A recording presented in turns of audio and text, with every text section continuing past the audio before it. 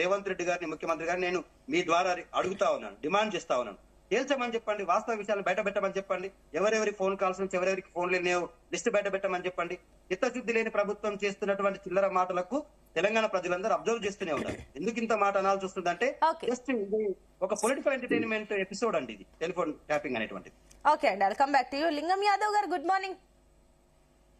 Good morning. So మొన్నటి వరకు ఏదైతే మీరు ప్రభుత్వంలోకి రాకముందు రేవంత్ రెడ్డి తన ఫోను, తన ఫ్యామిలీ ఫోన్లు అందరివి ట్యాప్ అయ్యాయని చెప్పి కమెంట్ చేసిన రేవంత్ రెడ్డి సీఎం అయిన తర్వాత ఇప్పుడు నిన్న మాట్లాడిన మాటల్లో నా ఫోన్ ట్యాప్ కాలేదేమో అన్న కమెంట్లు.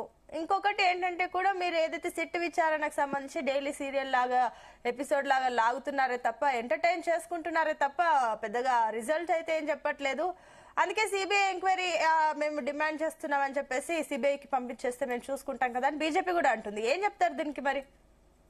గుడ్ మార్నింగ్ అండి. ముందుగా మీకు జూనియర్స్ ప్రేక్షకులకు డెఫినెట్ కూడా కేసీఆర్ 10 ఏళ్ల పాలనపై అవినీతి అక్రమాలపై ఎంక్వైరీ చేస్తామని ఆనాడు మేనిఫెస్టో కమిటీ మెంబర్ గా మా మేనిఫెస్టోలోనే చాలా స్పష్టంగా చెప్పడం జరిగింది.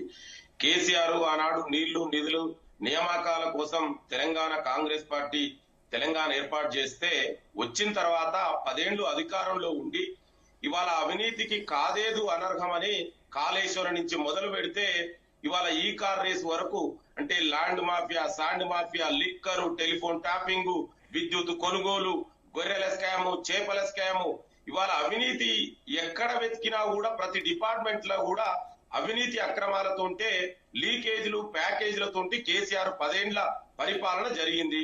ఇక ప్రత్యేకించి ఫోన్ టాపింగ్, ఇవాళ ఫోన్ టాపింగ్ అనేది సహజంగా ఏ ప్రభుత్వమైనా చేస్తే ఎక్కడ ఎవరి మీద చేస్తుంది అది అందరికీ తెలిసిందే. కొత్తగా ఇక్కడ మనకు ఏదో నువ్వేదో డిగ్ చేసి మనం ఏదో డిగ్ చేసి తెలియవలసిన అవసరం లేదండి. దేశ భద్రతకు సంబంధించి టెర్రరిస్టులు, ఉగ్రవాదులు, ఏదైనా యాంటీ సోషల్ యాక్టివిస్టులు చేసే వ్యక్తుల మీద టెలిఫోన్ ట్యాపింగ్ అనేది జరుగుతుంటది. కానీ కేసీఆర్ ఎవరి మీద చేసిండండి? తెలంగాణ సమాజంలో ప్రతిపక్ష నాయకులు, ప్రాంతీయ పార్టీల నాయకుల పైన, ఇతర రాజకీయ నాయకులు, సెలబ్రిటీలు, సినిమా ఇండస్ట్రీలు, జడ్జీలు, ఫిల్మ్ ఇండస్ట్రీస్, అదే విధంగా పారిశ్రామికవేత్తలు, సమాజంలో గౌరవప్రదంలో ఉన్నటువంటి వ్యక్తులు, ఇట్లాంటి అందరి ఫోన్ ట్యాపింగ్ జరిగింది. మరి ఫోన్ ట్యాపింగ్ చేసినప్పుడు కేంద్ర హోంశాఖ అనుమతి తీసుకోవాలి. అదేమైనా వీళ్ళ మీద జరిగినప్పుడు తీసుకుందా? ఇవాళ వీళ్ళే చెప్తున్నా, చాలా మంది ఇవాళ నా ఫోన్ టాపింగ్ అయింది ఆనాడు చాలా మంది కంప్లైంట్ చేసిరు. ఇవాళ బీఆర్ఎస్ పార్టీలో ఉన్నటువంటి ఆర్ఎస్ ప్రవీణ్ కుమార్ కూడా ఆనాడు కంప్లైంట్ చేసిండు. ఇవాళ కేసు రావడానికి కూడా ఆయన కంప్లైంట్ ద్వారానే వచ్చింది. ఇవాళ ఆయన బీఆర్ఎస్ నుండి కాబట్టి ఆయన ఇష్టం ఉన్నట్టు మాట్లాడతారు. గతంలో కూడా అంటే ఫోన్ టాపింగ్ అనేది రైట్ టు ప్రైవసీ అండి, fundamental right, article 21 right to live and freedom, అంటే ప్రాథమిక హక్కును కూడా భంగం చేసిరు. ఇది నేను చెప్పడం కాదు. 2017లో పుట్టుస్వామి వర్సెస్ యూనియన్ ఆఫ్ ఇండియాలో supreme court right to privacy is అనే ఫండమెంటల్ రైట్ అని చెప్పింది. అంటే చివరకు ప్రాథమిక హక్కును కూడా భంగం చేసినటువంటి దుర్మార్గులు గత పాలకులు. చివరికి ఎంతవరకు నిన్న సీఎం రేవంత్ రెడ్డి కమెంట్ కి ఏం చెప్తారు అంటే ట్యాపింగ్ లో అన్ని ప్రభుత్వాలు చేసేవే, తప్పేంటి అని, ఇల్లీగల్ ఏం కాదు అని చెప్పేసి అన్నారు కదా, దానికేం చెప్తారు మరి? వినండి, కమింగ్ టు ద పాయింట్, నేను అక్కడికే వస్తున్నా. కేంద్ర హోంశాఖ అనుమతి తీసుకొని రావాలంటున్నాండి. భార్య భర్తలు చివరకు బెడ్రూమ్ లో ఏం మాట్లాడుకురో విన్నటువంటి దుర్మార్గులు కదా. భార్య భర్తలు విడిపోవడానికి నేను పేరు చెప్పదలుచుకోలే, విడిపోవడానికి కూడా కారణమైనటువంటి దుర్మార్గులు కదా. చివరకు సొంత చెల్లెనే అన్నది కదా, నేను చెప్పలేదే, కవితారావు గారు నేను చెప్పలేదే, సొంత చెల్లెనే చెప్పింది నా ఫోన్ టాపింగ్ అయ్యి ఉండొచ్చు, అయ్యింది అని. అంటే చివరకు సొంత చెల్లె మీద, కుటుంబ సభ్యుల మీద కూడా నమ్మకం లేకుండా ఫోన్ టాపింగ్ చేసినటువంటి దుర్మార్గులు ఇవాళ ఆధారాలు చేస్తే ఒక ప్రత్యేకమైనటువంటి టీవీ ఛానల్ దగ్గర ఇలాంటి పరిణామాలు జరిగినాయి. అట్లుంటాయి. నిరాధారమైనటువంటి ఆధారాలు చేయకూడదు. ఆధారాలు ఉంటే ప్రూవ్ చేయండి. వేగంగా బయట కామన్ మ్యాన్ మాట్లాడుతున్నట్టుగా మాట్లాడితే ఎట్లా బ్రదర్?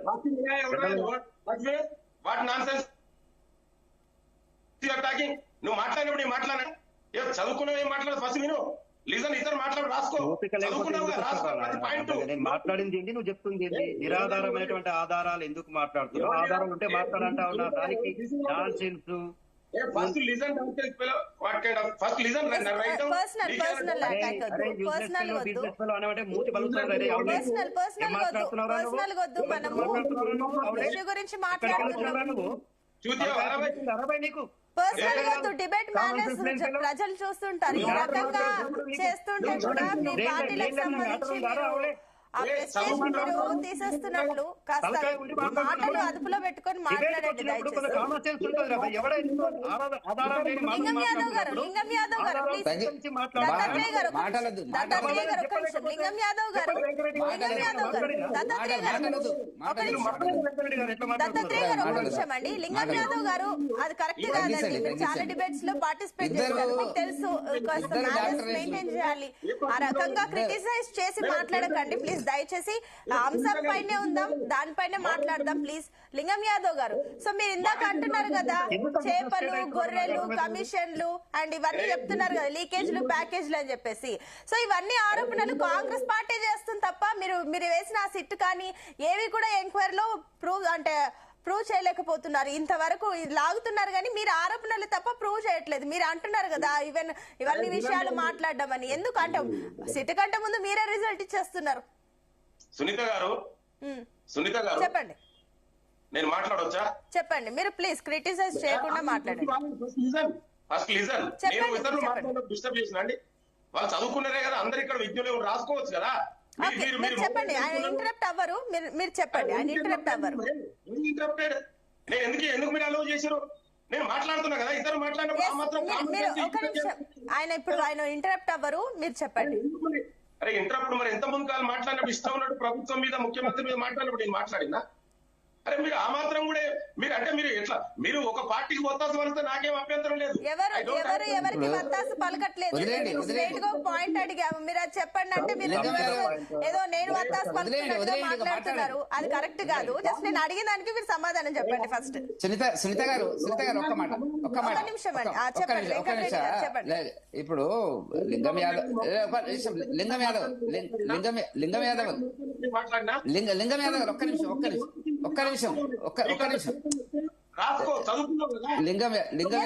ఇప్పుడు ఇంటరప్ట్ అవ్వట్లేదండి వెంకటరెడ్డి గారు. ఒక నిమిషం అండి, ఆయన చెప్పనివ్వండి. ఆయన చెప్పనివ్వండి. ఆయన లింగం యాదవ్ గారు ఆయన ఆగారు. మీరు దీనికి ఆన్సర్ చెప్పండి.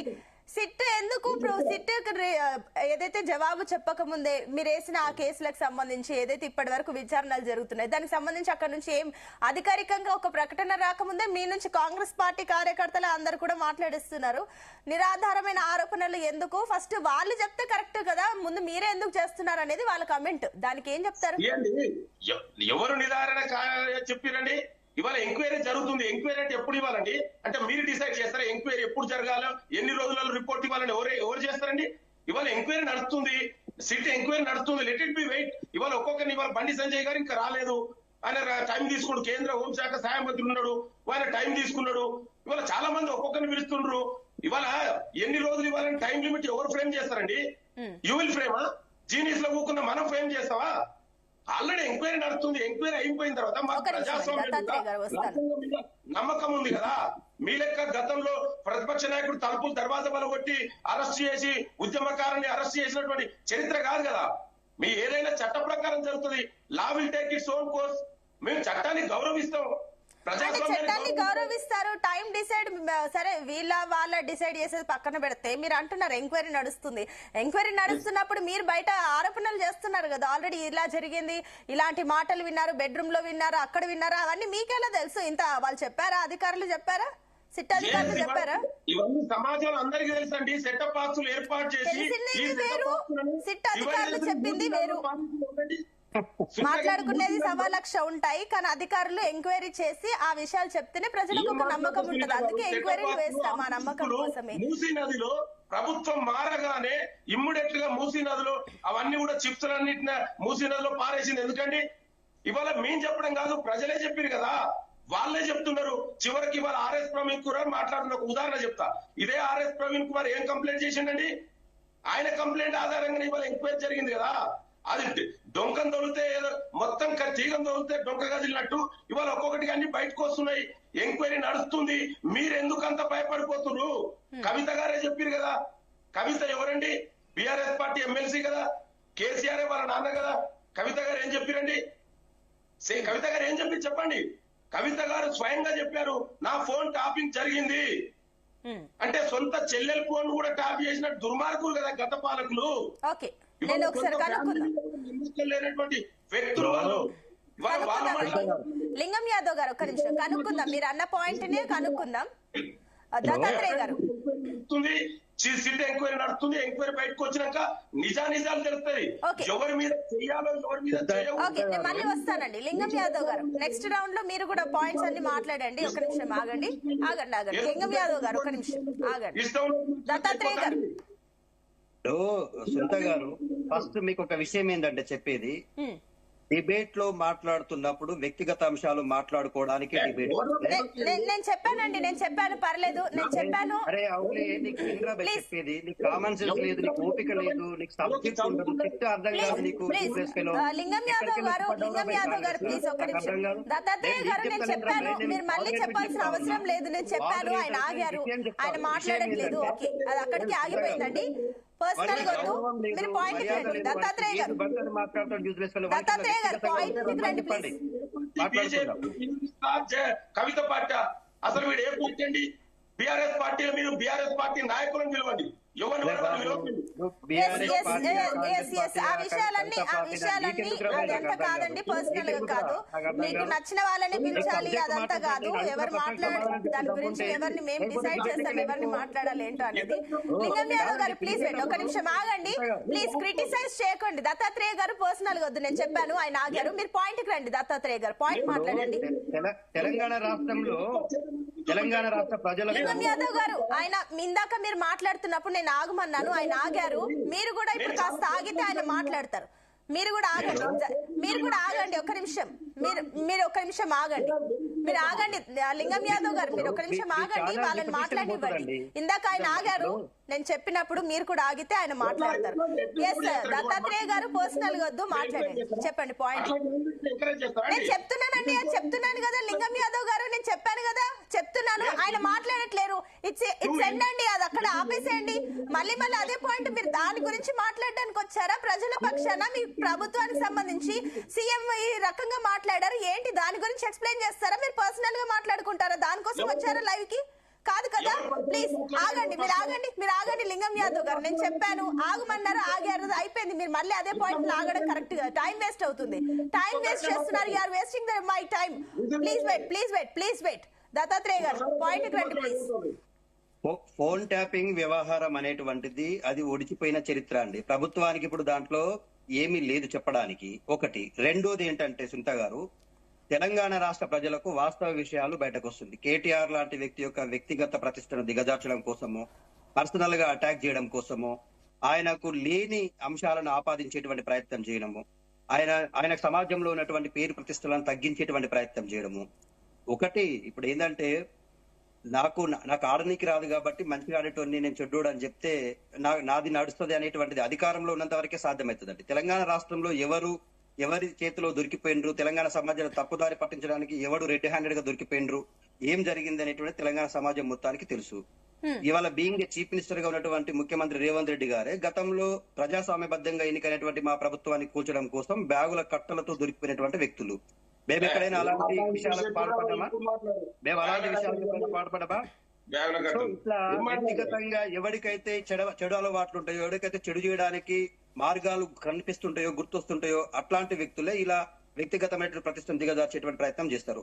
వనితలో పెద్దవాడైనటువంటి తెలంగాణ రాష్ట్రాన్ని సాధించిన నాయకుడు, ప్రాణాలను సైతం తెగించి పోరాడిన నాయకుడి పైన తెలంగాణ రాష్ట్ర ప్రజల ముందర ఏ విధంగా చిల్లర మాటలు మాట్లాడుతున్నాడు బీయింగ్ చీఫ్ మినిస్టర్ అయ్యుండి, ఆయనని చావును కోరుకోవడం, ఆయన సమాధి కావాలనడం, ఆయన పెట్రోల్ పోసుకొని చావాలనడం, ఇట్లాంటి మాటలని తెలంగాణ సమాజం హర్షిస్తుందా అండి?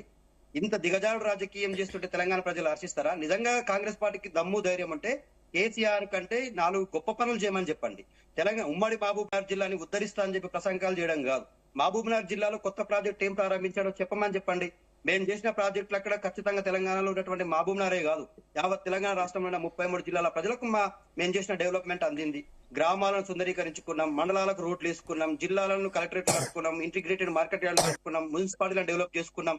ఒకటి కాదు, తెలంగాణ రాష్ట్రానికి 26-27 మెడికల్ కాలేజీలు తెచ్చుకున్నాం. తెలంగాణ రాష్ట్రంలో దాదాపుగా 269 ఉన్న రెసిడెన్షియల్ స్కూల్ అని మేము దాదాపుగా 1100 పైచలు కాలేజీలు స్కూల్ కలిపి పెంచుకున్నాం. సో ఈ విషయాలపైన అవగాహన లేని ముఖ్యమంత్రి గారు ఏది పడితే అది ఒక రోజు ఫోన్ ట్యాపింగ్, ఒక రోజు బీసీల అంశము, ఒక రోజు 6 గ్యారెంటీలు ఎగ్గొట్టడము, ఈ ఎగ్గొట్టే నాటకాలు మన దగ్గర నడవాయండి. తెలంగాణ రాష్ట్ర ప్రజలు చూస్తారు అంతే. ఇప్పుడు అవకాశం ఉంది. పాయింట్స్ నోట్ చేసుకోండి అండి, పాయింట్స్ నోట్ చేసుకోండి. వాళ్ళ టైంలో మీరు మాట్లాడారు. పాయింట్స్ నోట్ చేసుకోండి. వాళ్ళు అమాయకులండి. 2 లక్షల రుణమాఫీ, 2 లక్షల నేను మాట్లాడుతున్నా బాబు నువ్వు ఆగు. మీరు చెప్పిన పాయింట్ మీరు మాట్లాడినప్పుడు ఆయన ఆగారు. మీరు మాట్లాడినప్పుడు ఆయన ఆగారండి. 2 లక్షల ఫస్ట్ ఇంటర్ అయిందే మీరు మాట్లాడుతున్నారు. మీరు మాట్లాడినప్పుడు నేను చెప్పాక ఆయన ఆగారు. నేను చెప్పాను, నేను చెప్పకపోతే అనాలి, చెప్పాను, ఆయన ఆగారు.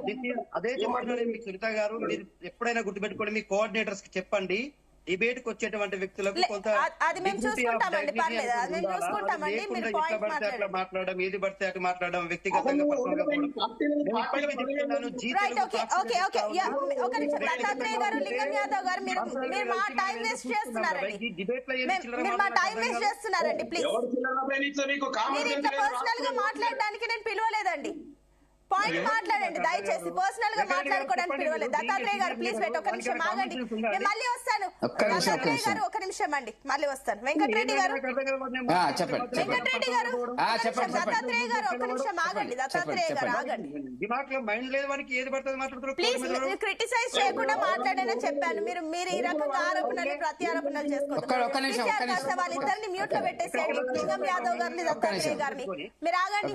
వెంకటరెడ్డి గారు మేడం చెప్పండి, ఏం చెప్తారు చెప్పండి. ఇందాక సబ్మిషన్ మెన్షన్ చేస్తారు కదా, పర్సనల్ వద్దు. పర్సనల్ లేదు సునీత గారు. ఇప్పుడు ఇద్దరు కూడా డాక్టరేట్స్, విద్యావేత్తలు, సంస్కారం ఉన్నటువంటి వ్యక్తులు. ఒకరు మాట్లాడుతున్నప్పుడు ఇంకొకరు జోక్యం చేసుకున్నప్పుడు ఈ సమస్య వస్తుంది. అది లేకుండా అది తప్పు. ఎవరు చేసినా కూడా జోక్యం చేసుకోవడం అనేటువంటిది మంచిది కాదు. ఇప్పుడు మామూలుగా